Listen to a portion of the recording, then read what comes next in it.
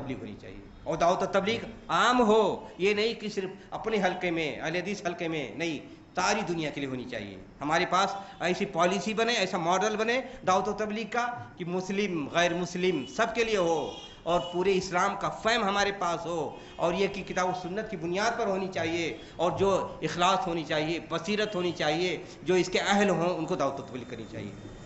جب تک ہم یہ دعوت و تبلیغ کا صحیح اچھا ماڈل نہیں قائم کریں گے، اور منصوبہ بندی کے ساتھ دعوت و تبلیغ نہیں کریں گے، اور اس میں تربیت کا نظام، تزکیہ کے نظام نہیں لائیں گے، تب تک ہم کامیاب نہیں ہوں گے، اور گراؤنڈ ریئلٹی کا جو تقاضا ہے اس کے مطابق ہم اللہ کی رضا حاصل کرنے کا حق نہیں ادا کر پائیں گے۔ کیا خیال ہے؟ یہ نقطہ واضح ہے؟ تو یہ ہمیں دوبارہ چیک کرنا چاہیے، اور دعوت و تبلیغ کے ماڈل کو بنانا ضروری ہے، اس کے بغیر کام بننے والا نہیں ہے۔ سب سے بڑی طاقت یہی ہے، اسی طاقت کی بنیاد پر ہم دنیا میں آگے بڑھ سکتے ہیں، اور اسلام کا بول بالا ہو سکتا ہے، اور کسی ذریعے سے اسلام کو بول بالا نہیں ہو سکتا ہے، نہ سیاسی طاقت کے ذریعے، نہ اقتصادی طاقت کے ذریعے، نہ علمی طاقت کے ذریعے۔ لوگوں نے دیکھ لیا، تجربہ کر لیا ہے، سر سید کا نام پڑھا لیا جاتا تھا، تعلیمی اصلاح، تعلیمی اصلاح، تعلیمی اصلاح، لیکن اس بر صغیر میں جو انکار حدیث جہاں بھی جو پھیلا ہے، علی گڑھ سے پھیلا ہے۔ اسی آدمی سے سب سے پہلے حدیث کا انکار کیا ہے، اور وہیں سے سارے 80% پورے بر صغیر میں جو منکرین حدیث موجود ہیں یا اس کے بارے میں شبہات ہیں، اسی سر سید کی بنیاد پر ہوا۔ کیا تعلیم نے اس کو دیا؟ جتنے وہاں شکم پرور ہیں، وہاں وابستہ ہیں، ملت کو آج وہ کوئی تعلیم کا کوئی آئیڈیا نہیں دے سکے، کوئی چیز نہیں بتا سکے۔ تو تعلیم کی بات، اس کی بات کرتے رہے۔ کچھ آپ بتائیے، جتنے دانشور شیخی دکھانے والے ہیں، کوئی سیاست کی بات کرتا ہے، کوئی علم کی بات کرتا ہے، اصلاح سماج کی بات کرتا ہے، کسی سے کچھ ملا، کچھ دیا؟ لیکن دعوت و تبلیغ بنیاد پر گئی گزری حالت میں بھی ہم دیکھ رہے ہیں اس کے اثرات ساری دنیا پر مرتب ہو رہے ہیں۔ تو صحیح ڈھنگ سے یہ ایجنڈا ہم مرتب کریں، اور اس کی بنیاد پر ہم آگے بڑھیں۔ دعوت و تبلیغ صحیح ہو، سب سے بڑے اس سے اصلاح، سب سے زیادہ اس سے تربیت، سب سے زیادہ اس سے تزکیہ ہوتا ہے۔ ایک اگر تقریر کی جائے اور اخلاص سے کی جائے، درد دل کے ساتھ کی جائے، تو وہ ایک تقریر ہزاروں تقریر پر بھاری ہو سکتی ہے۔ خود بولنے والا کا تزکیہ ہو سکتا ہے، سننے والوں کا تزکیہ ہو سکتا ہے، لیکن اگر اس میں اخلاص نہ ہو، اگر اس میں دکھاوا ہو، کمائی کے لیے ہو، تو ہزاروں تقریر کر لیے صرف فتنے پیدا ہو سکتے ہیں، تعداد بڑھ سکتی ہے، لیکن غصاؤں کا غصہ اس ہے، اس کے سوا کچھ نہیں۔ دوسرا ایجنڈا جو ہمارا ہونا چاہیے، ترجیحی ایجنڈا، وہ علوم اسلامیہ کو گہرائی کے ساتھ پڑھانا۔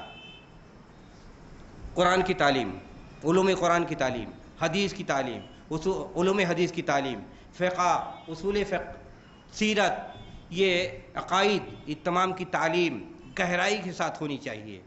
جب بھی آپ دیکھیں قرون ثلاثہ میں جب مسلمانوں کے اندر یہ علوم اسلامیہ میں گہرائی حاصل تھی، سماج زندہ تھا، جوان تھا، طاقتور تھا، صحیح تھا، لیکن جب تقلید و تصوف اور اعتزال، اشعریت، ماتریدیت آئی، مسلمان سماج و معاشرے کی، حکومت کی، اقتصادیات کی، دعوت و تبلیغ کی جڑ کھد گئی، اور اس کے بعد مسلمان کمزور ہوتے ہوتے یہاں تک پہنچ گئے کہ ساری دنیا کے استعمار آئے اور مسلمانوں کو خس و خاشاک کی طرف بہا دیا، اور آج تک ہم اس کی کمزوری کی سزا بھگت رہے ہیں۔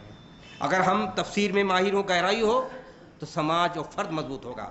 اگر حدیث، علوم حدیث میں ماہر ہوں تو سماج و معاشرہ، سماج و فرد مضبوط ہوگا۔ اگر عقیدے میں گہرائی موجود ہو تو سماج و فرد و معاشرہ مضبوط ہوگا۔ اگر فقہ میں گہرائی ہو تو فرد اور سماج و معاشرہ مضبوط ہوگا۔ مضبوطی مسلمانوں کی اسی قدر زیادہ ہوگی جتنا ہم مسلم اسلامیہ کو پڑھیں گے اور گہرائی اس کو جانیں گے اور اس کو سماج و معاشرے میں پھیلانے کی کوشش کریں گے۔ کیا خیال ہے؟ یہ حقیقت ہے کہ نہیں ہے؟ قرون ثلاثہ میں یہ صورتحال تھی کہ نہیں تھی؟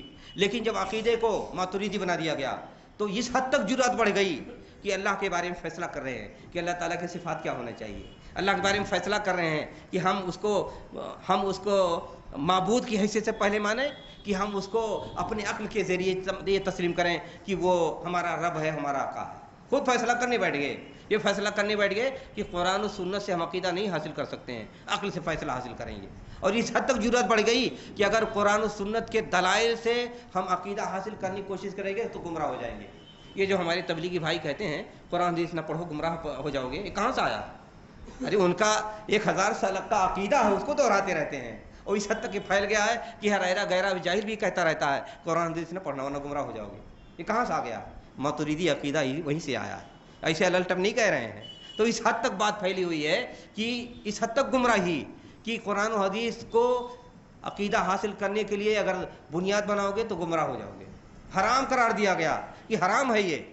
اب بتائیے کیا بات رہ گئی؟ جس سماج و معاشرے میں یہ بات طے کر دی جائے کہ اگر عقیدہ حاصل کرنے کے لیے قرآن و سنت کے دلائل پر اعتبار کرو گے تو گمراہ ہو جاؤ گے اور حرام ہے، وہ کیا کریں گے؟ یہی تو کریں گے جو دل میں آئے وہ عقیدہ بن جائے، جو سماج کہہ دے وہ عقیدہ بن جائے، جو من کہہ دے وہ عقیدہ بن جائے.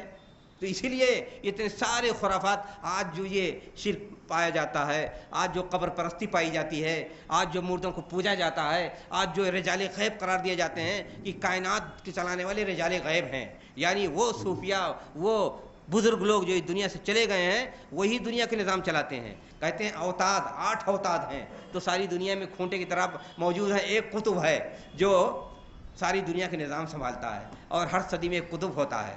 اور یہ قطب کون تھے؟ ایک قطب مولانا زکریا صاحب بھی تھے، ان سے پہلے رشید احمد گنگوہی ایک قطب تھے. تو یہ دنیا کے چلانے والے لوگ ہیں. اب بتائیے کیا رہ گیا ہے؟ کچھ رہ گیا ہے؟ کوئی چیز باقی رہ گئی ہے؟ فقہ کو انہوں نے اتار کر کے اس حد تک پہنچا دیا کہ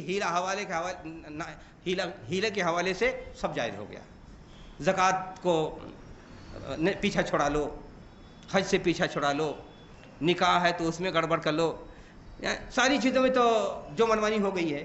تو یہ جو رویہ اختیار کیا گیا علوم اسلامیہ کے ساتھ، کتاب و سنت تعلیم کے ساتھ، کہ اس کو اپنے شہوات، اپنے خیالات، اپنے منمانی ڈھال کر کے اس کی حیثیت ہی ختم ہو گئی. نتیجہ یہ ہوا کہ سماج و معاشرہ کھوکھلا ہو گیا.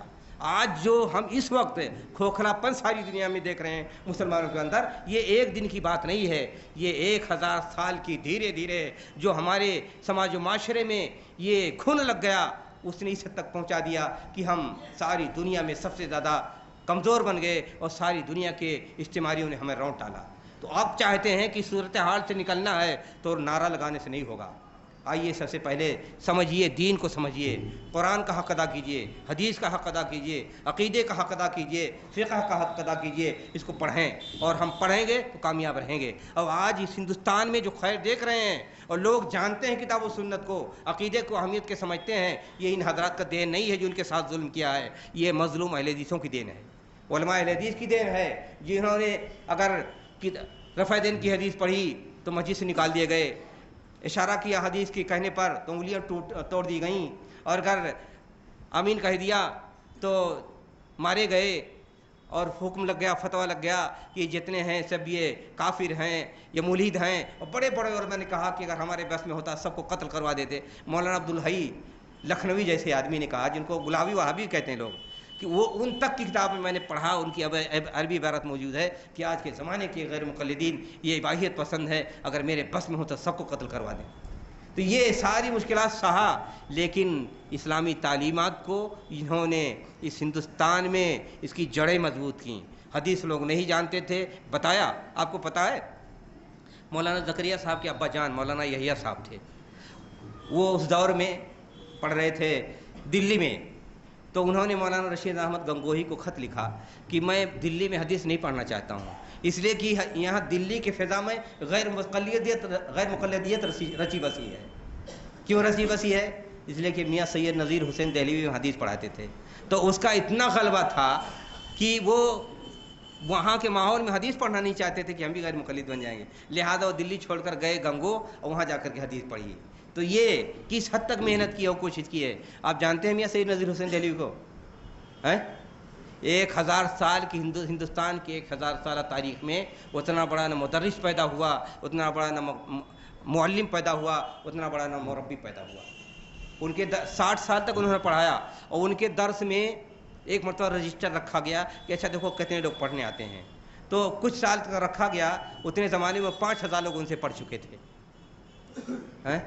5000 لوگ چند سالوں میں پڑھ چکے تھے.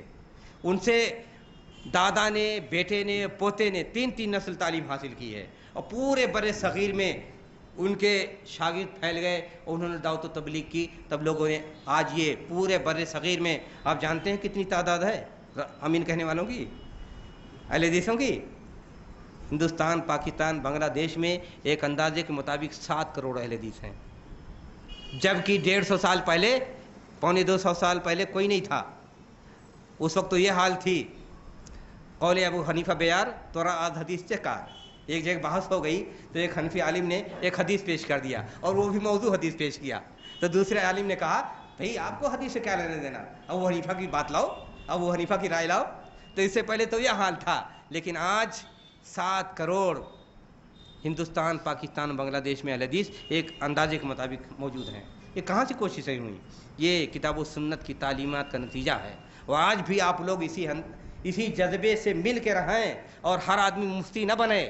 جو مفتی لائق ہے, جو مبلغ کے لائق ہے, جو فتویٰ دینے کے لائق ہو, اس سے جڑ کے رہیں, تو آج بھی یہ پورا مالیگاؤں چند سالوں میں اہل حدیث بن سکتا ہے. اور یہاں جتنے جعلی قسم کے مفتی ہیں سب کا جنازہ اٹھ جائے گا.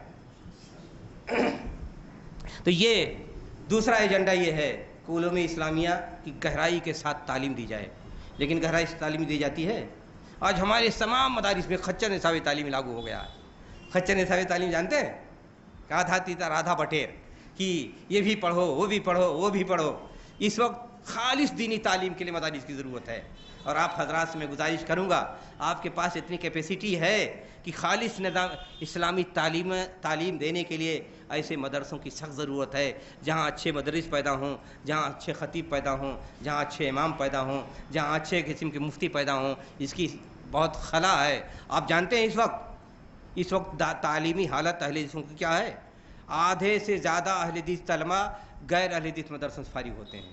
ندوہ, دیوبند اور سہارنپور اور وہ اعظم گڑھ کے بعد مدرسے, جتنے اہل حدیث مدارس سے طلبہ فارغ ہوتے ہیں اتنے ان حنفی مدرسوں سے فارغ ہوتے ہیں. کیوں؟ ہمارے پاس مدارس میں جگہ نہیں ہے, اس لیے وہاں بھاگ کر ان کو جانا پڑتا ہے. 3 سال پہلے میں ندوہ میں گیا, ہمارے ایک کلاس میٹ ہیں, ساتھی ہیں, وہاں پڑھاتے ہیں. تو اس وقت امتحان چل رہا تھا. انہوں نے کہا اس سال ندوہ سے 1000 بچے, 1000 عالم فارغ ہو رہے ہیں, جس میں 100 اہل حدیث ہیں. آج کوئی ہندوستان میں ایسا مدرسہ اہل حدیثوں کو نہیں ہے جس میں 100 بچے فارغ ہوں. ہے کوئی؟ پھر یہ غفلت کس کی ہے؟ یہ جو میں کہہ رہا ہوں کہ ہمارے ترجیح ایجنڈے میں دوسرے نمبر پہ یہ چیز داخل ہونی چاہیے کہ علوم اسلامیہ کی گہرائی کے ساتھ تعلیم دی جائے. اگر آپ مئو کے بارے میں سنتے رہتے ہیں, بڑے علماء ہیں, کیسے ہیں؟ میاں سید نذیر حسین کے 55-56 علماء وہاں تھے, ان سے پڑھے ہوئے. اسی لیے وہاں اتنی گہرائی ہے کہ سارے ہندوستان میں مجموعی طور پر دیکھا جائے تو وہاں سے زیادہ عالم نہیں پیدا ہوتے ہیں. اور وہاں جتنے آج سے 8 سال پہلے میں گیا تھا, وہاں کے مدارس میں 27,000 طلبہ پڑھ رہے تھے اہل حدیث مدارس میں. یعنی ان کے جو پورا سسٹم تھا مدرسے کا اور ہائی اسکول کا اور لڑکیوں کا کل ملا کر کے 27,000 بچے تعلیم حاصل کر رہے تھے, ایک یونیورسٹی کے برابر. یہ پروگرس کیوں ہوئی؟ یہ جو اتنا زیادہ اب نظر آتا ہے اس کے اثرات کیا ہیں؟ وہی کہ وہاں میاں صاحب کا ایک شاگرد اگر کوئی پہنچ گیا کہیں تو وہاں تبدیلی پیدا ہو جاتی تھی. ہمارے ضلعوں میں جو بہت مشہور ہے, جیسے ضلع سدھارتھ نگر, بستی, گونڈا, بلرام پور, وہاں صرف 3 شاگرد گئے تھے میاں صاحب کے, صرف 3 شاگرد. وہ آج جانتے ہیں وہاں کتنے اہل حدیث ہیں؟ ضلع سدھارتھ نگر میں 500 گاؤں ہیں جہاں اہل حدیث ہیں. ضلع بلرام پور میں 210 گاؤں ہیں جہاں اہل حدیث ہیں, اور ابھی پورا سروے ہونا باقی ہے. تو یہ چیزیں کہاں سے پیدا ہوتی ہیں؟ جتنے مستند علماء پیدا ہوں گے, جتنا ٹھوس ان کا علم ہوگا, جتنے سچے ہوں گے, اتنے سماج معاشرے پر ان کی پکڑ ہوگی, اتنے زیادہ وہ مفید ہوں گے, اتنے زیادہ سماج و معاشرے کے اندر توانائی پیدا ہوگی. تو اس ضرورت کو محسوس کرنا چاہیے. آج جس کو دیکھو English medium, English medium, English medium, ایسا لگا جیسے انگلش میڈیم بنتے ہی ڈی ایم بن جائیں گے, کمشنر بن جائیں گے, انجینئر بن جائیں گے, ڈاکٹر بن جائیں گے. یہ خبط سوار ہے, یہ بھوت سوار ہے. انگلش انگلش انگلش, یعنی اپنے گھر کی اردو زبان بیکار ہے. ہماری جو تہذیب کی زبان ہے, مذہب کی زبان ہے, کلچر کی زبان ہے, اس کی کوئی پرواہ نہیں. یہ سارے ہندوستان میں بھوت پیدا ہو گیا ہے. اور آپ جانتے ہیں جو زندہ قومیں ان کا کیا ہیں؟ یہ دیکھیے, China, Japan, Korea, Thailand, Malaysia, Indonesia, ان سب ایریا میں, اور پھر یہ یورپ کے جتنے چھوٹے چھوٹے ملک ہیں, ہر ایک کی اپنی زبان ہے. جرمنی کی اپنی زبان, اسپین کی اپنی زبان, پرتگال کی اپنی زبان, آسٹریلیا کی اپنی زبان, برطانیہ کی اپنی زبان, اٹلی کی اپنی زبان, سب کی اپنی زبان ہے. اور یہاں جو اس ایریا میں ساؤتھ ایشیا میں ہے, وہاں کوریا ایک چھوٹا سا ملک ہے. اس میں چند سال پہلے ایک رپورٹ پڑھی کہ پورے ملک دنیا کے لوگوں کا سروے ہوا کہ دیکھا جائے سب سے زیادہ سائنس میں اور میتھ میں کہاں کے بچے آگے ہیں. تو امریکہ کا نہیں آگے تھا, برطانیہ کا نہیں آگے تھا, جاپان کا نہیں, چائنا کا نہیں, کوریا کے بچے آگے تھے. कोरिया में अपनी ज़बान के बारे में इतना ज़्यादा ठोस हैं वो कि वहाँ अगर कोई आदमी बाहर का जाए किसी डॉक्टर के पास दवा लेने के लिए, तो वो ज़ाहिर डॉक्टर है, इंग्लिश जानता है। अगर आदमी इंग्लिश में बात करना चाहे नहीं बात करेगा, कहा कोरियन ज़बान में बात करो। अगर नहीं जानते हो कि दूसरे को मददगार लेके आओ, लेकिन हम तुम्हारी ज़बान में अपनी ज़बान बात छोड़ करके दूसरे की ज़बान में बात नहीं करेंगे। तो जिंदा कौमों का ही मिजाज है, हसास होते हैं। लेकिन हमारे यहाँ जिसको देखो घर में खाना भी ना हो फिर भी ख्वाहिशमंद है बच्चे को इंग्लिश मीडियम दाखिल कर दो, और इंग्लिश मीडियम के नाम पर इतने लुटेरे माफिया पैदा हो गए हैं, एजुकेशन माफिया। ये गरीब मुसलमानों के यहाँ जहाँ 60% मुसलमान बच्चे अफोर्ड नहीं कर सकते स्कूल जा सकें, वहाँ एजुकेशन माफिया पैदा हो गए हैं। फैशन के नाम पर कुछ नहीं जानते, तालीमी पॉलिसी की क्या है उससे कुछ भी वास्ता नहीं, लेकिन फैशन के नाम पर 60,000 रुपये महीने ये इब्तदाई मकतब की तालीम में, प्राइमरी दर्जात में 60,000 रुपये महीना फीस ले रहे हैं सर। जालिम, ये धरती पे इनको रहने लायक है, दफन कर देना चाहिए जिंदा। लुटेरे हैं, माफिया हैं, एजुकेशन माफिया पैदा हो गए हैं। तो आप बताइए तालीम के सिलसिले में एक तो ये कोई बैलेंस हमारे यहाँ है ही नहीं, न दीनी तालीम के बारे में न सेकुलर तालीम के बारे में, अलल टप जो जहाँ चाहता है, कोई उधर उस गली में स्कूल खोले बैठा है, उधर खोले बैठा हुआ है, और आराइश के सामान इकट्ठा करके उधर जेब में डाके डाल रहा है, कोई 30,000 फीस ले रहा है, कोई 40,000 फीस ले रहा है। ये सब तमाशा क्या है? तो ये आप जिंदा कौम बने तो हमारे एजेंडे में, तरजीह एजेंडे में दूसरी चीज़ ये है कि दीनी तालीम मजबूती हो और साथ ही साथ सेकुलर तालीम भी हासिल करना ज़रूरी है। आप मुसलमानों के तालीमी रेशो कितना आप जानते हैं? मुल्क का तालीमी रेशो 65% है, 65% है। और यहाँ रेशो जो सिस्टम बनाया जाता कि कौन तालीम याफ्ता माना जाएगा, ये भी तमाशा है। का जो आदमी अपना दस्तखत कर ले और पढ़ ले वो तालीम याफ्ता माना जाएगा। इसके बावजूद यहाँ रेशो कितना है? साक्षरता कितनी है?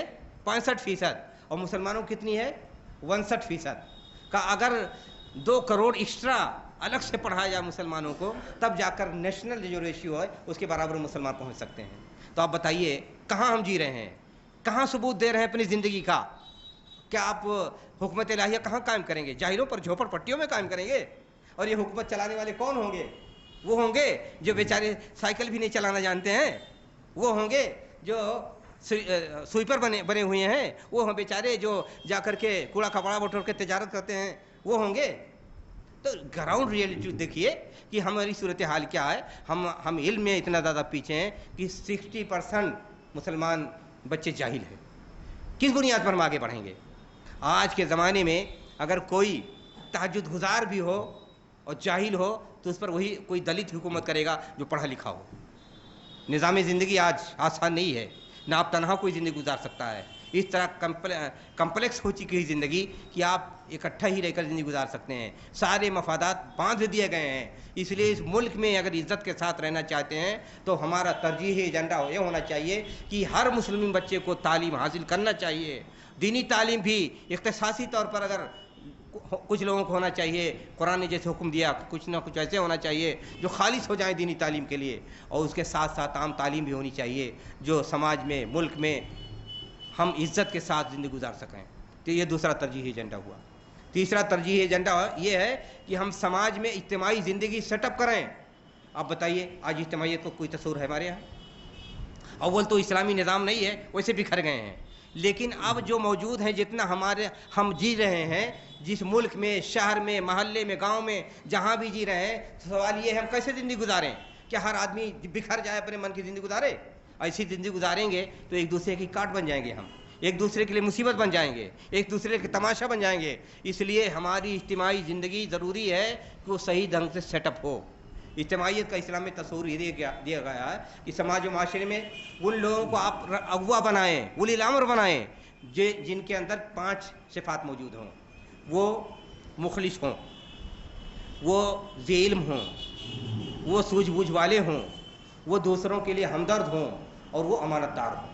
5 सिफात बताए गए हैं कि किसी भी, चाहे अक़लियत में रहें, चाहे अक्सरियत में रहें, चाहे गांव में रहें, चाहे शहर में रहें, जहां भी मुसलमान रहते हों, तो उनकी इज्तिमाई ज़िंदगी को सेटअप करने के लिए ज़रूरी है कि उनको अगुवा उन लोगों को बनाओ जिनके अंदर 5 चीज़ें पाई जाती हैं।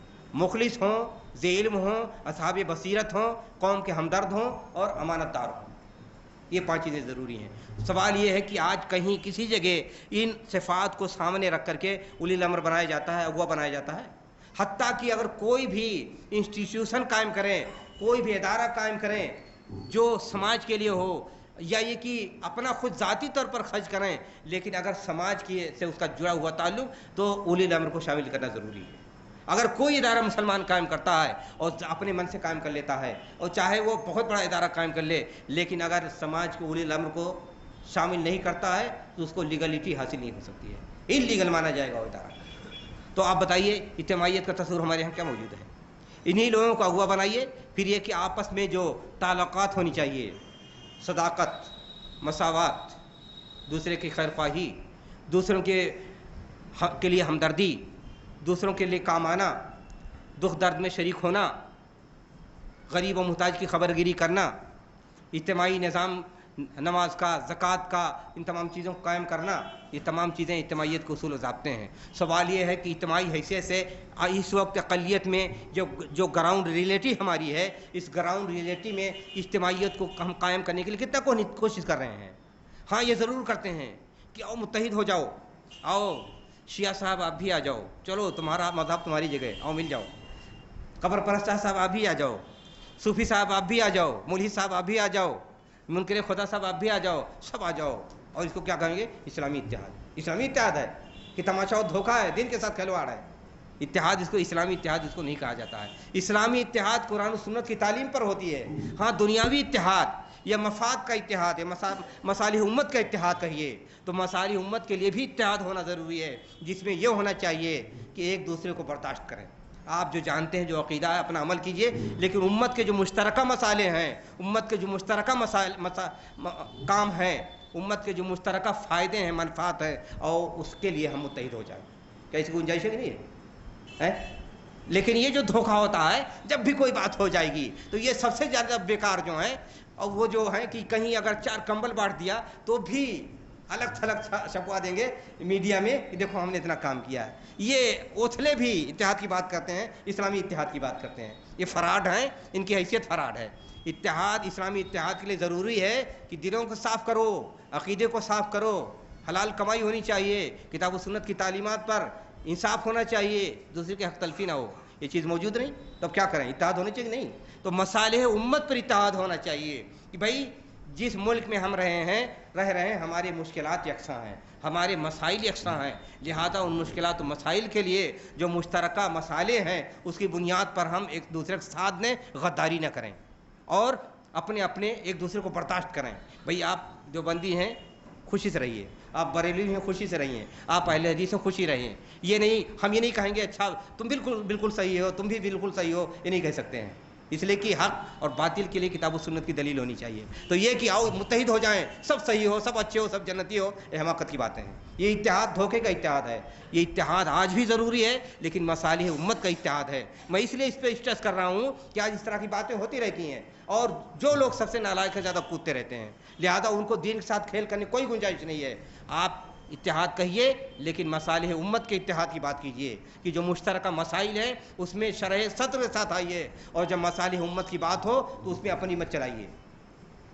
ہندوستان میں نہ اسلامی اتحاد ہے، نہ مصالح امت کا اتحاد ہے۔ آپ تاریخ جانتے ہیں، جب سے یہ مسلمانوں کے اپنے مسائل خود پیدا ہوئے ہیں، اور سید احمد شہید، شاہ اسماعیل شہید، علماء صادق پور نے جو 1.5 صدی تک محنت کی، کوشش کی، اور جس حد تک ہو سکا انہوں نے سماج معاشرے کو ایک دعوت و تبلیغ، تعلیم کے سلسلے میں، سیاسی سلسلے میں باندھنے کی کوشش کی۔ وہ سب انگریزوں کے زمانے میں ٹوٹ پھوٹ گیا۔ پھر یہ کہ الگ الگ جماعتیں، جب ڈیموکریسی کا زمانہ آیا، الگ الگ جماعتیں بننا شروع ہو گئیں۔ جب جماعتیں بننے لگیں تو مختلف محاذ بنتے چلے گئے۔ اتحاد کا ایک پلیٹ فارم ندوہ بنایا گیا، اسے دوسروں نے ٹھگ لیا۔ پھر اس کے بعد جمعیت العلماء کے پلیٹ فارم بنایا گیا۔ جمعیت العلماء کی تاریخ جانتے ہیں آپ لوگ؟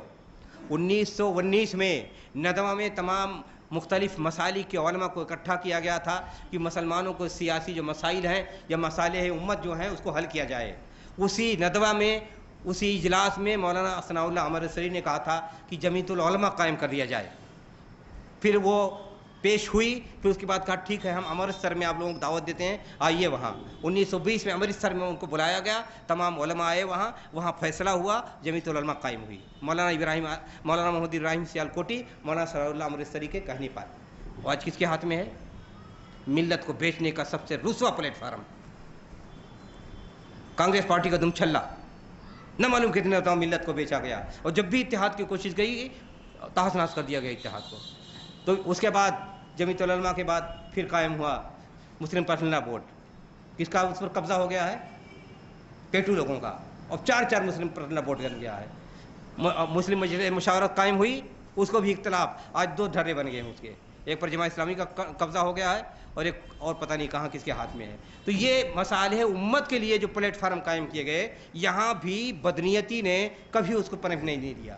اور اللہ کا شکر, ہزار شکر ہے کہ مشترکہ پلیٹ فارم جب بھی بنا ہے اہل حدیثوں نے بلا کسی شرط کے مکمل طور پر ساتھ دیا ہے, اور کبھی اس میں خود غرضی کا ثبوت نہیں دیا. ہمیشہ 100 سال کی ہماری روشن تاریخ ہے کہ جب بھی مصالح ملت کے لیے کوئی پلیٹ فارم بنا, پوری طرح سب سے زیادہ انہوں نے قربانی دی, وقت کی, مال کی, دولت کی, لیکن کبھی اس میں خود غرضی کا مظاہرہ نہیں کیا. لیکن دوسرے ہمیشہ اس پلیٹ فارم کو تعزیت کرتے رہے. آپ بتائیے, گراؤنڈ ریئلٹی کی بنیاد پر ہم جب یہ کوشش کرتے ہیں کہ آج مصالح ملت کی بنیاد پر ہمارا پلیٹ فارم ہونا چاہیے, آج کوئی چیز موجود ہے؟ کہیں موجود ہے کچھ؟ ایک شہر میں ایک کتنے پلیٹ فارم بن جایا کرتے ہیں, اور ایک مسلک کے ماننے والے کتنے پلیٹ فارم بنا لیتے ہیں. ایک چیز کی دلیل ہے, پہلے ان کو تو درست کرو. سارے جسم کے کپڑے چیتھڑے بن چکے ہیں اور حکومت الہیہ کی بات ہو رہی ہے. پہلے اس کا تو علاج کرو. بے ستر ہوئے چلے جا رہے ہیں, رسوائیاں بڑھتی چلی جا رہی ہیں, اس کی فکر نہیں ہے, لیکن چند نوجوانوں کو لے کر نعرے لگا کر بیوقوف بنایا جاتا ہے. تو یہ جو گراؤنڈ ریئلٹی ہے کہ ہماری ہر چیز بکھری ہوئی ہے, ٹوٹا ہوا ہے, رسوائیاں ہیں, نہ ہمارے فکر و خیال میں آوارگی پیدا ہوتی چلی جا رہی ہے, غربت, جہالت, بے ستری, ساری چیزیں سماج معاشرے میں, رسم و رواج, بدعت کی روز ایجاد, ساری چیزیں ہوتی رہی ہیں. اس کے بارے میں نہ جاننا ہے نہ سمجھنا ہے. لیکن کوئی ایشو لیا جائے, کبھی مصر کا ایشو لے لیا گیا, کبھی ایران کا ایشو لے لیا گیا, کبھی توران کا ایشو لے لیا گیا, کبھی سعودیہ پر گالی دینا, لعنت برسانا سب سے نیکی کام سمجھ لیا گیا. یہی سب حماقتوں میں زندگی گزر رہی ہے, اور اسی کو سب سے بڑا کمال و جہاد مانا جاتا ہے. یہ حماقتیں کب تک ہوتی رہیں گی؟ لہذا تیسرا ایجنڈا جو ہمارا ترجیح ہونا چاہیے, وہ اس ہندوستان میں رہتے ہوئے اقلیت کی حیثیت سے ہم اپنی اجتماعیت کو کتنا سنوار سکتے ہیں, مصالح ملت, مصالح مشترکہ, مفادات مشترکہ کے تحفظ کے لیے ہر جماعت, ہر گروپ, ہر فرد کتنی قربانی دے سکتا ہے. وقت کا عین تقاضا ہے کہ ان مصالح مشترکہ کے لیے ہم غیر مشروط طور پر اس کے لیے محنت کریں, کوشش کریں, اور اس کو جوڑ کر رکھنے کی کوشش کریں. اور یہ میسج جائے کہ مسلمانوں کا فکر و خیال مشترکہ مسائل میں ایک ہے. اگر ووٹ دینا ہوگا تو ایک رہیں گے, اگر کوئی اور مسئلہ ہوگا تو ایک رہیں گے, جتنے بھی مسائل ہو سکتے ہیں اس میں ایک رہیں گے, الگ تھلگ نہیں رہیں گے. اب یہیں پرسوں الیکشن ہونے والا ہے, بتائیے مسلمان کتنے ڈھروں میں موجود ہیں. اس وقت دلت بھی ہوشیار ہے مسلمانوں سے زیادہ. آج دلتوں نے جو وہ بہوجن سماج پارٹی نے, آپ جانتے ہیں ان کی صورتحال کیا ہے اور کتنی محنت کی انہوں نے. ان کے اندر جتنے دانشور پیدا ہو چکے ہیں, امبیڈکر سے لے کر اس وقت کتنی محنت مسلسل ہو رہی ہے. آج ان کا پورا سسٹم, ان کے لکھنے والوں کا گروپ موجود ہے, ان کے اقتصادی ایجنڈا طے کرنے والوں کا گروپ موجود ہے, سیاسی ایجنڈا طے کرنے والوں کا گروپ موجود ہے, سماجی ایجنڈا طے کرنے والوں کا گروپ موجود ہے. ان کے ہاں ہر گروپ موجود ہے, اور آج وہ دلت مسلمانوں سے تعلیم میں, اقتصاد میں اور حکومت کے عہدوں میں, ہر چیز میں مسلمانوں سے آگے جا چکے ہیں. یہ کیوں مسلمان دلتوں سے زیادہ پیچھے ہو چکے ہیں؟ ہر چیز میں پیچھے ہوتے چلے جا رہے ہیں, دولت میں بھی, تعلیم میں بھی. یا آخر وجہ کیا ہے؟ مشترکہ طور پر یہاں ہم اجتماعی ماحول بنا کر کے, اور جو ہمارا گراؤنڈ ریئلٹی اس کی بنیاد پر ہم ایک دوسرے کی خبر گیری کریں, ایک دوسرے کا سہارا بنیں, ایک دوسری کمزوریوں کو نظر انداز کریں, ایک دوسرے کو برداشت کرنے کی کوشش کریں. اب بتائیے, یہ آپ کا مالیگاؤں یہ مذہبی جنون کا شہر ہے. یہاں یہ کہہ رہے ہیں مذہبی جنگجو پیدا کیے جا رہے ہیں. معمولی مسائل کو کوئی ملا اٹھتا ہے, نعرہ لگا دیتا ہے, اور جاہل اس کے پیچھے چل پڑتے ہیں. یہ مذہبی جنون جو پیدا کیا جائے گا, یہ مذہبی جو جنگجو پیدا ہوں گے, تو سماجی معاشرے میں کبھی خیر و برکت نہیں ہوتی ہے. اور یہ اپنی اوقات جانتے ہیں, گلی کوچوں میں صرف بیوقوف بنا سکتے ہیں, لیکن جب ملت کے بڑے مسائل پیدا ہوں گے, سب سے پہلے یہ چھپ جائیں گے اپنے گھروں میں. تو مذہبی جنون جہاں پیدا ہوگا، یہ جنگجو مذہبی جنگجو جہاں پیدا ہوں گے، وہاں سماج معاشرے کو تہس نہس کر دیں گے۔ یہ آگ لگانے والے ہوتے ہیں ملت کے، یہ لٹیرے ہوتے ہیں، ملت کو برباد کرنے والے ہوتے ہیں۔ ان کو ایسی نوجوانوں کے اندر، سماج کے اندر جاگرتا پیدا ہونی چاہیے، اویئرنیس آنی چاہیے کہ لوگ جانیں کہ ہم اس سے اپنا گھر پھونکیں گے۔ جب جنونی پیدا ہوں گے تو صرف اپنا گھر نہیں پھونکیں گے، ہمارا بھی گھر پھونکیں گے، اپنا بھی گھر پھونکیں گے، اپنوں کا گھر پھونکیں گے، غیروں کا پھونکیں گے۔ ہندوستان کا ماحول اس کے یہ برداشت کرنے کے قابل نہیں ہے کہ اس معاشرے میں، مسلم سماج معاشرے میں مذہبی جنونی پیدا ہوں، یہ مذہبی جنگجو پیدا ہوں۔ قطعاً ہندوستان کے ماحول میں، مسلم معاشرے میں ایسے لوگوں کے رہنے کی کوئی گنجائش نہیں ہے۔ ایسے لوگوں کے لیے کسی طرح کی اتساہت نہیں کرنا چاہیے، نہ کسی کو اس طرح کی ان کو تعاون ملنا چاہیے، نہ کسی طرح ان کو بڑھاوا ملنا چاہیے۔ یہ ملت کے ساتھ غداری ہوگی ایسے مذہبی جنونیوں کو اگر بڑھانے کی کوشش کی جائے۔ زہر ہے، زہر قاتل ہے اسے سماج و معاشرے کے لیے۔ یہ گراؤنڈ ریئلٹی ہے کہ ان زہریلے لوگوں کو سمجھایا جائے، ان کے ساتھ دشمنی نہ کی جائے، بلکہ ان کو سمجھایا جائے کہ عقل سے کام لو، شرافت سے کام لو، مروت سے کام لو۔ یہ ایسے لوگ، نہ ان کے پاس عقل ہوتی ہے، نہ مروت ہوتی ہے، نہ سمجھ ہوتی ہے، یہ نادان لوگ ہوتے ہیں جو سماج معاشرے کو تہس نہس کرنے کے لیے ہوتے ہیں۔ اور یہ مذہبی جنونی کسی بھی مسلک میں پیدا ہو، چاہے حدیث میں پیدا ہو، چاہے کسی بھی مسلک میں پیدا ہو، یہ مذہبی جنونی سماج و معاشرے کے لیے زہر ہیں، ان کو پنپنے نہیں دینا چاہیے سماج و معاشرے میں۔ اسلام نے ہر چیز کا حل پیش کیا ہے، کتنا بھی مسائل پیدا ہو جائیں، لیکن آپ کے ساتھ اندر یہ صلاحیت پیدا ہونی چاہیے کہ مسائل کو حل کر لے جائیں۔ تو یہ دوسرا مسئلہ کہ اپنی اجتماعیت کو سیٹ اپ کریں۔ چوتھا مسئلہ یہ ہے کہ مسلمان اپنی غربت و جہالت کو ختم کریں۔ آپ دیکھتے ہیں جب غربت آتی ہے، کاد الفقر وان یکون کفرا، فقیری و محتاجی انسان کو بسا اوقات کفر کے دہانے پر پہنچا دیتی ہے۔ اس لیے غربت کو ختم کرنی چاہیے، ایسی پالیسی بنانی چاہیے، ایسی منصوبہ بندی ہونی چاہیے کہ غریب و محتاجوں کو اس سے جڑ جائیں، ان کو روزی روٹی ملے۔ اور اس کے امکانات ہر زمانے میں ہیں اور رہے ہیں۔ اللہ تعالیٰ نے کہا ہے روزی کا مالک میں ہوں، روزی دیتا ہوں۔ وما من دابۃ فی الارض الا علی اللہ رزقها ویعلم مستقرها ومستودعها کل فی کتاب مبین۔ روزی ملتی ہے لیکن تلاش کرنے سے ملتی ہے، گھر پہ بیٹھنے سے نہیں ملتی ہے۔ اور ایک مسلمان جب اللہ تعالیٰ سے لو لگائے، محنت کرے، کوشش کرے تو روزی ملتی ہے، غربت ختم ہوتی ہے۔ غربت کیا چیز ہے؟ غربت انسان کی کاہلی اور مجبوری، غربت انسان کی جہالت کی بیماری ہے، اس کا نتیجہ ہے کہ کوئی بھی سماج و معاشرہ جب غریب ہوتا ہے تو اس بات کی علامت ہوتی ہے کہ یا یہ تو لوگ کاہل ہیں، یا مجبور ہیں، یا جاہل ہیں، اس کے سوا اور کچھ نہیں۔ غربت کوئی انسان کے لیے خوبی نہیں ہے۔ اسلام میں ایک غربت ہے، ایک فقر ہے۔ غربت یہ ہے کہ انسان کے پاس کھانے کا نہ رہے، انسان کے پاس جینے کا نہ رہے، اور فقر یہ ہے کہ سب کچھ موجود ہو پھر بھی وہ استغنا اختیار کر لے کہ اتنا ہی استعمال کریں گے کہ جتنا ہمارے لیے جسم و جان باقی رہے۔ تو اسلام میں فقر کی تعریف کی گئی ہے، فقر کی توصیف کی گئی ہے، اور فقر کو ایکسیپٹ کیا گیا ہے، لیکن غربت کو ایکسیپٹ نہیں کیا گیا ہے۔ غربت ایک عیب ہے، غربت کسی قوم کی مجبوری ہے، غربت کسی قوم کی لاچاری ہے۔ غربت کو تسلیم نہیں کرنا چاہیے۔ اب دیکھیے رسول اکرامی صلی اللہ علیہ وسلم نے جو اسلامی معاشرہ قائم کیا، اسلامی ریاست قائم کی، غربت کس طرح کا خاتمہ ہو گیا۔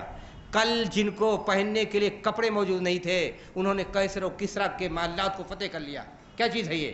حضرت عبد الرحمن بن عوف جب مدینہ میں آئے تو کچھ نہ تھا، اور ان کو پیشکش ہوئی انصار مدینہ سے کھیت لے لیجیے، شادی کر دیں۔ انہوں نے کہا شکریہ، بازار کا راستہ بنا دو۔ انہوں نے مکھن اور ان سب چیزوں کی تجارت شروع کی، اور جب انتقال ہوا تب جانتے ہیں ان کے پاس کتنی دولت تھی۔ آج کا جو عرب پتی ہو سکتا ہے اس سے زیادہ ان کے پاس دولت تھی۔ حتیٰ کہ جو وصیت کی کہ 500 صحابہ کو جو موجود ہیں جب مر جائیں، انتقال ہو جائے گا، انتقال سے پہلے وصیت کی کہ ہر ایک کو 500 دینار دیے جائیں۔ 500 دینار آپ جانتے کتنا ہوا؟ 2 کلو سے زیادہ سونا ہوا۔ 500 صحابی کو بارے میں وصیت کی کہ 2 کلو سونا میری جائیداد سے دے دیا جائے۔ جتنے امہات المومنین تھے اس وقت موجود تھیں، ان کو وصیت کیا کہ میری جائیداد سے ان سب کو جتنا دیا گیا اس سے دگنا ان کو دیا جائے۔ تو وہ کیا آج مولی تقریر کرے گا، صحابہ کے بارے میں کہے گا سب غریب تھے۔ جب غریب تھے ایک ٹائم تھا، لیکن وہ وقت آ گیا کہ کہیں کوئی غربت نہیں تھی۔ مدینہ و مکہ کی گلیوں میں سوائے خوشحالی کے اور کچھ نہ تھا، اور دریا بہتا تھا سخاوت کا۔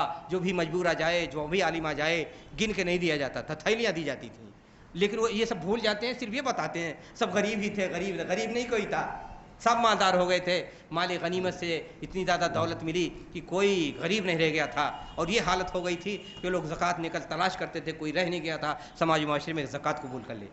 तो अगर इस्लाम से वफादारी हो तो समाज माशरे में गुर्बत नहीं रहेगी। तो तरजीह एजेंडे में दाखिल है कि समाज माशरे से गुर्बत ख़त्म करो। और आज के ज़माने में गरीबी इतनी जानलेवा होती है कि एक इंसान की इज़्ज़त को ले लेती है, एक इंसान की जान को ले लेती है, एक इंसान के मज़हब को ले लेती है। अगर किसी को हार्ट प्रॉब्लम हो जाए, चाहे कितना गरीब हो, जाहिर होते देखेगी नहीं बीमारी की गरीब है इसलिए इसको हार्ट प्रॉब्लम नहीं होना चाहिए। अगर हार्ट प्रॉब्लम हो जाए तो कई लाख का नुस्खा बनेगा। एक आदमी जिसके घर पे छप्पर की छत भी नहीं है और वो खाने का मैसर भी नहीं है, अगर हार्ट प्रॉब्लम हो जाए कौन जाएगा, कौन इलाज करेगा? तड़प तड़प के मर जाए, यही तो सूरत हाल है। लेकिन एक कोई मुसलमान तड़प तड़प कर मरे, कोई खबरगिरी करने वाला ना हो, इलाज करने वाला ना हो, तो वो जिंदा माशरा नहीं, मुर्दा माशरा है। तो आज इतनी ज़्यादा ज़िंदगी इस तरह जालिमों ने, कुफ़ार ने बना दी है ऐसी, और हम उसमें मजबूर हैं कि इसमें इतनी खर्चीली हो गई है ज़िंदगी, इतनी ज़्यादा खर्चीली हो गई है कि ऐसा लगता है जैसे सब्र क़नाअत को इसने दफन कर दिया है। ऐसा लगता है जैसे गुर्बत हमारे लिए मुसल्लत कर दी गई है, जिस तरह की ज़िंदगी आज मरतब कर दी है काफिरों ने। तो ये निज़ाम हयात जो है उसमें गुर्बत और गरीब के लिए कोई गुंजाइश नहीं है। एक बहुत बड़ा आलिम हो, बड़ा काबिल हो, लेकिन अगर गरीब है तो हमारे मौलवी रिजवान भी नहीं पूछेंगे।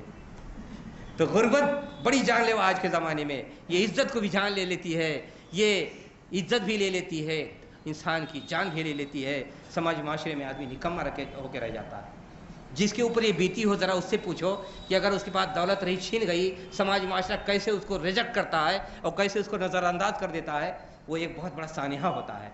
तो तरजीही एजेंडे में ये होना चाहिए कि समाज माशरे से गुर्बत दूर हो। इसी आप मालेगांव में अगर ये प्लानिंग करें कि 10 साल के अंदर हम गरीबी दूर कर देंगे और ऐसे लोग पैदा हो जाएं, तो गरीबी दूर हो जाएगी नहीं दूर हो जाएगी? हैं, मसला हल होगा कि नहीं होगा? इस्लाम में जो इक्तिसादी निज़ाम है उसमें बड़ी गुंजाइश है। और क्या मुसलमानों के पास दौलत नहीं है? आज अगर हिंदुस्तान में जितने मालदार लोग हैं सही मानों में ज़कात निकाल दें तो गुर्बत ख़त्म हो सकती है। सही मानों में ज़कात निकालें। अरबों के बारे में है कि उनके जो सूद का पैसा यूरोप अमेरिका के बैंकों में पड़ा हुआ है वो 700 अरब डॉलर है। 7 बिलियन डॉलर है। 700 बिलियन डॉलर है। 700 बिलियन डॉलर कितना हुआ? 7 ट्रिलियन डॉलर है। 7 ट्रिलियन डॉलर जो अमेरिका का हर साल का जो आउटपुट होता है उसके आधा हो जाता है। तो आप बताइए अगर ये सारी चीज़ें आ जाएं तो गुर्बत दूर हो जाएंगी कि नहीं? और फिर मौजूदा दौर में जितना ज़कात निकलता है उसका सही तौर पर इस्तेमाल हो तो गुर्बत दूर हो सकती है। लेकिन आज ये जाली, ये चंदाखोर और चंदा बटोर जो पैदा हो गए हैं ना, ये गरीबों का सारा हक तो यही उठा ले जाते हैं और बड़ी खुशी से लोग दे देते हैं। और मौलवी मुल्ला ले जाकर कहाँ अपने बीवी के लिए पैजामा सिलाते हैं या अपने लिए साइकिल खरीदते हैं कि मोटरसाइकिल खरीदते हैं, कुछ पता नहीं, लेकिन आँख बंद करके दे देते हैं। और अपने शहर में, अपने एरिया में गरीब कितने सिसक रहे हैं, कितने बिलक रहे हैं, इनकी कोई खबर नहीं गिरी नहीं होती है। तो ये तरजीही एजेंडे आपके सामने पेश किए। हम आप समाज माशरे के ज़िम्मेदार हैं, हर मुसलमान ज़िम्मेदार है। उसके ऊपर ये जिम्मेदारी बनती है कि ख्वाब की दुनिया से निकल करके हकीकत की दुनिया में आएँ। ग्राउंड रियलिटी क्या है वहाँ हमें कैसे रहना चाहिए, हमारा एजेंडा कैसे होना चाहिए, वक्त के फितनों से कैसे बचना चाहिए, ये तमाम चीज़ें तय करना, फैसला करना हमारी ज़िम्मेदारी है। और इस जिम्मेदारी को जब निभाएंगे तो हमारे हालात बदलेंगे, वरना ये हालात कभी नहीं बदल सकते हैं। वरना सिर्फ एक टुस्बुजियों की तकरीर सुनते रहेंगे और तवाइफ की तरह उनको हर रात की फीस देते रहेंगे और गाने बजाने में मशगूल रहेंगे। और कुछ लोग उचक लेंगे इसके लिए, क्या नाम, नारा लगाने के लिए, और कुछ लोग मजहबी जुनूनी आपका शिकार बना लेंगे। ये तमाशा होता रहेगा, बिगड़ते रहेंगे। लिहाजा ज़रूरत है गौर करने की, फ़िक्र करने की, लिहाजा ज़रूरत है फ़ैसला लेने की। जाने हम कहाँ हैं, किस जगह हमारा पैर पड़ रहा है, हमें कैसे ज़िंदगी गुजारनी चाहिए, हमारे असल मसाइल क्या हैं, और उन मसाइल को जान करके हम फैसला करें और अला वजहिल बसीरत ज़िंदगी गुजारने की कोशिश करें। और याद रखें, आप अल्लाह जितना आपके पास कैपेसिटी है उसके मुताबिक इस हिंदुस्तान में रह करके अल्लाह की रज़ा हासिल कर सकते हैं, जन्नत में जा सकते हैं। जन्नत में जाने के लिए हुकूमत इलाहिया कायम करने की ज़रूरत नहीं है। जन्नत में जाने के लिए मक्का मदीने में बसने की ज़रूरत नहीं है। मालेगांव में रहकर भी हक़ाइक़ की ज़िंदगी गुजारेंगे اور سچا مسلمان بن کر زندگی گزاریں گے، اللہ تعالیٰ آپ سے راضی بھی ہو سکتا ہے اور آپ کو جنت مل سکتی ہے۔ اللہ تعالیٰ ہم سب کو توفیق عطا فرمائے کہ ہم صحیح دین کو جانیں، سمجھیں، حقیقت پسند بنیں، خواب کی دنیا سے نکلیں اور جتنا ہمارے پاس طاقت ہے اس کے مطابق دنیا میں کام کریں، اور اسلام کے لیے، مسلمانوں کے لیے ہم کوشش کریں کہ اسلام کو بالادستہ حاصل ہو اور مسلمانوں کو فروغ و ترقی حاصل ہو۔ انشاءاللہ اب دوسرے موضوع پر عالم اسلام کے بارے میں جو آپ نے کہا پھر کسی وقت پر انشاءاللہ اگر جمعہ کو طے کر لیں تو جمعہ کو بات ہو جائے گی۔ وآخر دعوانا ان الحمد للہ رب العالمین۔